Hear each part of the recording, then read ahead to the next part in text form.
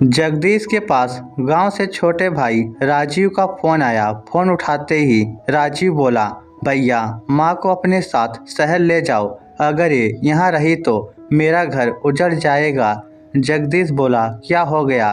राजीव बोला, भैया आप तो जानते हो माँ को लड़ाई झगड़ा करने में मज़ा आता है, कितना भी समझा दो मगर झगड़ा किए बिना माँ का खाना नहीं पचता। पहले तो झगड़ा करती है, फिर मोहल्ले में अपनी बहू की चुगली करती है। अब मेरी पत्नी 10 दिन से मायके में बैठी है, कह रही है जब तक माँ जी घर में रहेंगी मैं वापस नहीं आऊँगी। जगदीश बोला, ठीक है कल मैं आ रहा हूँ, माँ को अपने साथ यहीं शहर ले आऊँगा, तू फिक्र मत कर, तेरा घर नहीं उजड़ने दूंगा। फोन काटने के बाद जगदीश के माथे पर चिंता की लकीरें छा गई। वह जानता था माँ ऐसी है, पापा के गुजरने के बाद तो ज़्यादा चिड़चिड़ी हो गई है। पहले पापा के साथ लड़ती थी, अब बहुओं के साथ झगड़ती है।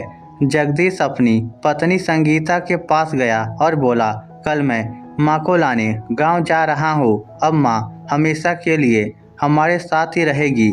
संगीता बोली, ना बाबा ना, माँ जी को यहाँ भूल कर भी मत लाना, बड़ी मुश्किल से उनसे पीछा छुड़ा है, अगर वो यहाँ आ गई तो मेरा तो खाना पीना ही छूट जाएगा। जगदीश उसे प्यार से समझाता हुआ बोला, कैसी बात करती हो, ना तुम्हारी देवरानी उसे रखना चाहती है ना तुम रखना चाहती हो, बताओ माँ कहाँ जाएगी। संगीता बोली, मुझे तुम्हारी माँ से कोई नफरत नहीं है, मगर तुम्हारी माँ ही अफलातून है, उन्हें झगड़ा किए बिना चैन ही नहीं मिलता।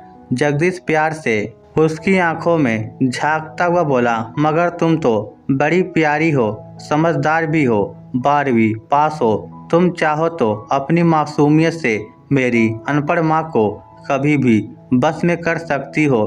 संगीता बोली, अरे तुम्हारी माँ को प्रेम नहीं चाहिए, उन्हें तो लड़ाई करने वाली चाहिए, अगर वह यहाँ आ गई तो भूचाल आ जाएगा। जगदीश उदास होकर बोला, प्लीज मेरे लिए मान जाओ ना, अब अपनी बूढ़ी माँ को कहाँ छोड़ूं। छोटे भाई ने तो हाथ खड़े कर दिए, परिवार का सदस्य कैसा भी हो उसे घर से बाहर थोड़े निकाल सकते हैं, जिस तरह तुम मेरी जिम्मेदारी हो वैसे ही माँ भी मेरी जिम्मेदारी है, बताओ जिम्मेदारियों से भागकर मैं कहाँ जाऊँ। संगीता बोली, मुझे माँ से कोई नफरत थोड़ी है, माँ ही झगड़े करती हैं, उन्हें कड़वे जवाब दूं, इसके लिए उकसाती है, कहती हैं तुम दोनों बहुओं ने मेरे बेटों को अपने बस में कर लिया है, अब ये मेरे लिए पराये हो गए हैं। जगदीश बोला, तुम थोड़ा सा एडजस्ट करना प्लीज मेरे लिए। अगले दिन जगदीश माँ को शहर ले आया। माँ पहले तो आने को तैयार ही नहीं थी, मगर जगदीश ने बहुत सारी मिन्नतें की, तब जाकर माँ उसके साथ आने को तैयार हुई थी। संगीता ने सोचा कि माँ को सामने से एक भी जवाब नहीं दूंगी, फिर देखती हूँ माँ कैसे लड़ती है। सास तो पूरी लड़ाकू थी, वह लड़ने के बहाने तलाशती थी, संगीता के काम में बार बार कमियां निकालती थी, मगर संगीता पत्थर बन गई थी, जरा भी नाराजगी नहीं दिखाती थी, न सामने से जवाब देती थी। कुछ दिनों में ही सास अनमनी सी रहने लगी, शहर से उसका मन ऊब गया। जगदीश से बोली, बेटा मुझे नहीं रहना तेरे साथ, तेरी पत्नी तो मुझसे बात ही नहीं करती, मैं कल ही गांव चली जाऊंगी। जगदीश संगीता से बोला, तुम तो फेल हो गई, माँ को नहीं रख पाई ना, कुछ करो वरना वह कल गांव चली जाएंगी। जगदीश बोला, माँ के साथ थोड़ा लड़ लिया कर, इससे उसका मन लगा रहेगा, वह ज़्यादा लड़ाई बाज नहीं थी, मगर सास के बराबर होने के लिए उसके साथ लड़ाई शुरू कर दी। छोटी छोटी बातों के टेढ़े जवाब देने लगी।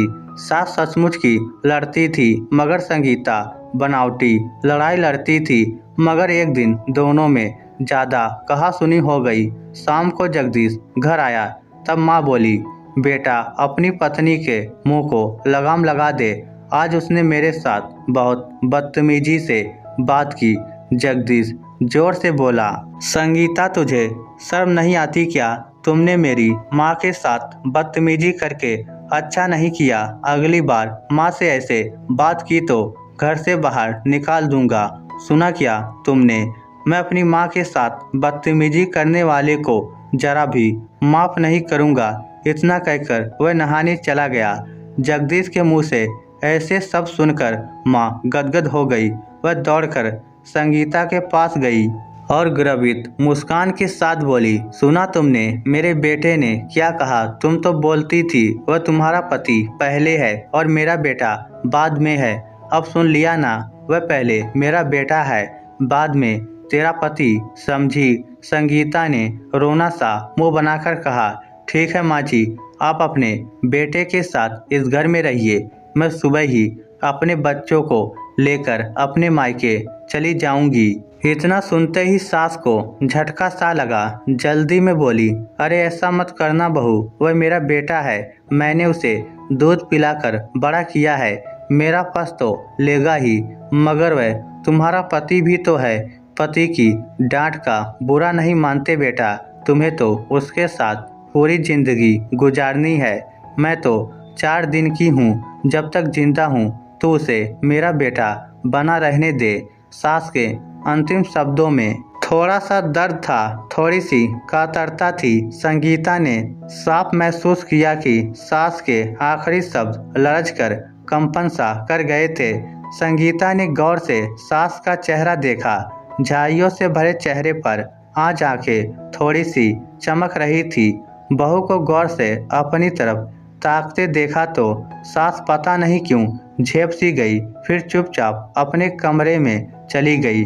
जगदीश नहाकर बाहर आया, फिर सीधे रसोई में जाकर संगीता से तेज आवाज में बोला, तुमने सुन लिया ना मैंने क्या कहा था? संगीता भी तेज आवाज में बोली, क्या कहा था? नहीं सुना मैंने। इतने में सास दौड़ते हुए रसोई में आ गई। आते ही जगदीश से बोली, क्यों बहू के पीछे पड़ा है? एक बार कह दिया तो सुन लिया इसने। अब तू रसोई से बाहर निकल और अपना काम कर। जगदीश चुपचाप रसोई से बाहर आ गया। माँ के इस व्यवहार से जगदीश की आंखों में भी चमक सी आ गई थी। उधर सास संगीता से बोली, जा तू भी आज आराम कर ले, पूरे दिन काम करती है, थक जाती होगी। आज अपने बेटे के लिए खाना मैं बनाऊंगी, बहुत दिन हो गए उसे मेरे हाथ का खाना खाए हुए। संगीता जगदीश के पास आकर बोली, ये आज माँ जी को क्या हो गया? कुछ अजीब सा व्यवहार कर रही है। जगदीश बोला, अजीब नहीं है बल्कि स्वाभाविक है। माँ पापा की दुलारी थी। पापा मम्मी आपस में बहुत झगड़ते थे, मगर उनके झगड़े में भी प्यार छुपा होता था। पापा के गुजरने के बाद माँ डिप्रेशन में आ गई है। उसे लगता है उनके गुजरने के बाद इस दुनिया में उसका कोई नहीं है। बेटे बहू के हो गए, बेटियां दामाद की हो गई, मगर आज जैसे ही मैंने झगड़े में माँ का पक्ष लिया, माँ को लगा एक बेटा तो अभी भी उसी का है। माँ के लिए शायद इतना एहसास ही काफ़ी है कि वह अकेली नहीं हुई। उसका बेटा आज भी उसकी अपनी पत्नी से ज़्यादा परवाह करता है। उस दिन माँ ने बहुत अच्छा खाना बनाया था। जगदीश बार बार माँ के खाने की तारीफ कर रहा था। माँ अपनी तारीफ सुनकर फूली नहीं समा रही थी। फिर अगले दिन से माँ बदल गई थी, झगड़ा कम करने लगी थी। संगीता जब खाना बनाती तब माँ रसोई में चली आती थी। कभी खुद खाना बनाने लगती तो कभी संगीता को खाना बनाने के गुण सिखाने लगती थी। जगदीश भी अब माँ को थोड़ा वक्त देने लगा था। काफ़ी देर तक माँ के पास बैठता और उसके साथ बातें करता, पुरानी यादें ताज़ा करता। माँ भी हंस हंस कर उसे उसकी बचपन की करतूतें बताती। संगीता के साथ भी माँ के संबंध मधुर हो गए थे। जब बेटा अपना लगने लगा तब बहू कैसे पराई लगती। इस स्टोरी को लेकर आपकी क्या राय है? नीचे कमेंट करके हमें ज़रूर बताइएगा। धन्यवाद।